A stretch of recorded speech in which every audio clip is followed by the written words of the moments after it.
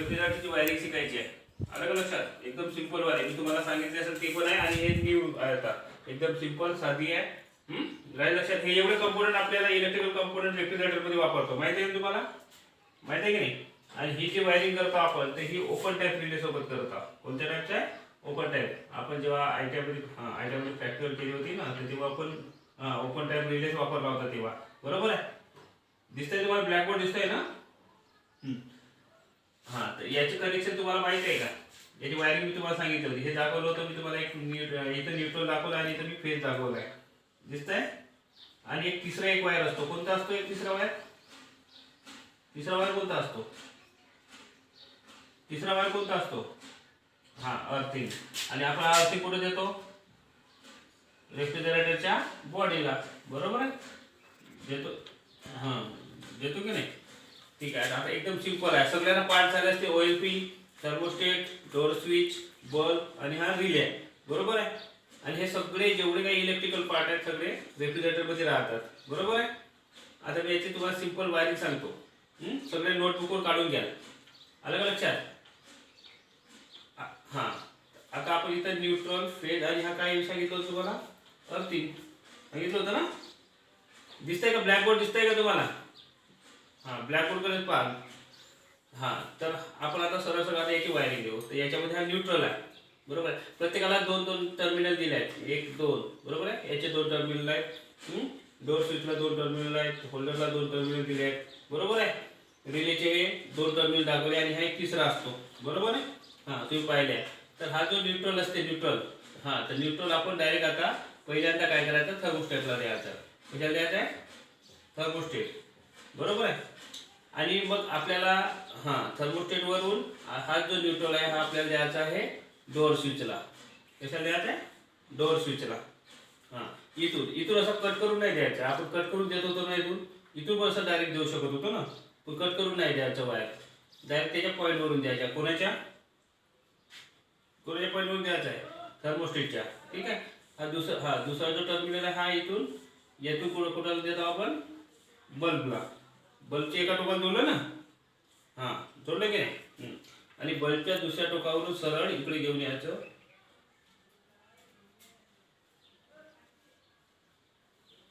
कुठं दिलं मी? कुठं दिलं? फेजला दिलं ना? म्हणजे याला न्यूट्रल भेटत आहे आणि फेज पण भेटत आहे. याला भेटत आहे की नाही?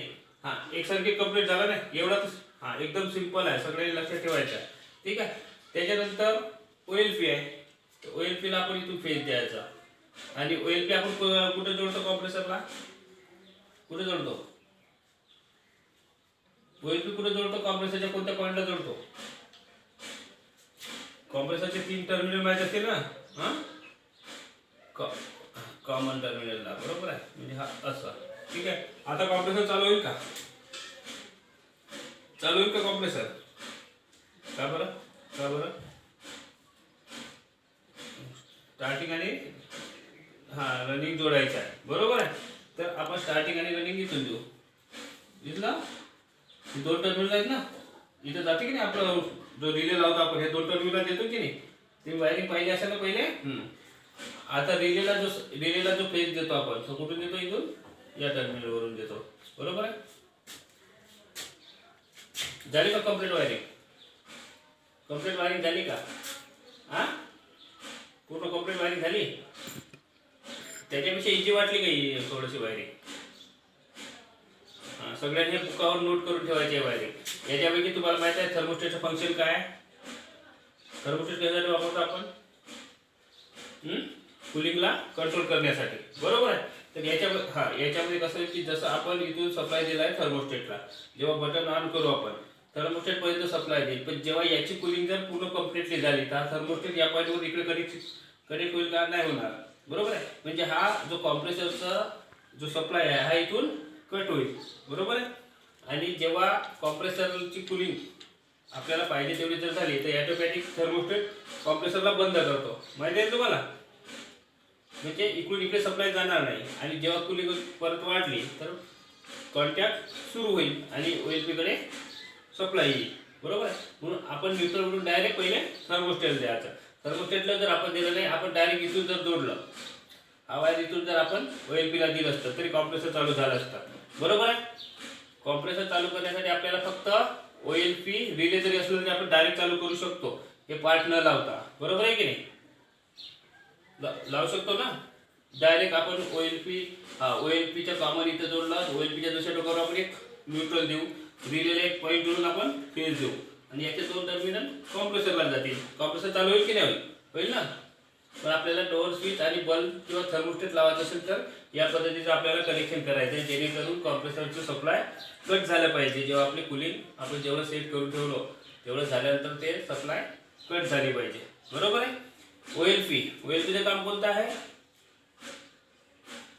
की हिटिंगला कंट्रोल करतो. जेव्हा कॉम्प्रेसरवर एकदम ओव्हरलोड प्रोटेक्टर, जेव्हा कॉम्प्रेसरवर जेव्हा जास्त हीट येतो जेव्हा जास्त हीट येतो तेव्हा तो कॉम्प्रेसरचं जे सप्लाय आहे ते कट करतो. बरोबर आहे.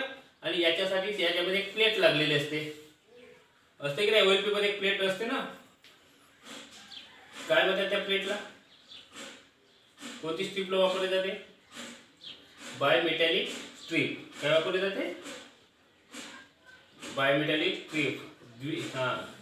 द्विधात्विक प्लेट्स वापरली जाते की नाही. अशा दोन छेड्या असतात ना, दोन पट्ट्या असतात की नाही, ज्या जर एकामेकाला जर जुळल्या तर सप्लाय चालू असते. बरोबर आहे. आणि त्या दूर गेल्या की सप्लाय डिस्कनेक्ट होते.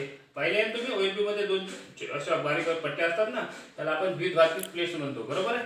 किंवा बायमेटॅलिक स्ट्रीप म्हणतात. माहिती आहे की नाही. त्याच्यानंतर हा जो रिले आहे, रिलेचं काम कोणतं आहे? स्टार्टिंग आणि रनिंगला कनेक्ट करून कॉम्प्रेसरला स्टार्ट करणे. बरोबर आहे. तर रिलेमध्ये हा जो दाखवला याला म्हणतात प्लंजर. काय असते याच्यामध्ये? प्लंजर. हे दोन्ही पॉईंट एकामेकाला शॉर्ट करण्यासाठी काय असतो? प्लंजर लावलेला असते. कुठं? रिलेमध्ये. बरं, कंप्लीट डायग्राम झाली का तुमची? बुकावर काढले का? पटापट काढा. बुकावर डायग्राम काढले का तुम्ही नोटबुकवर आपल्या? सर्वांनी काढली का? काढली का रे? काढा, पूर्ण काढा. दिसतंय सर्वांना?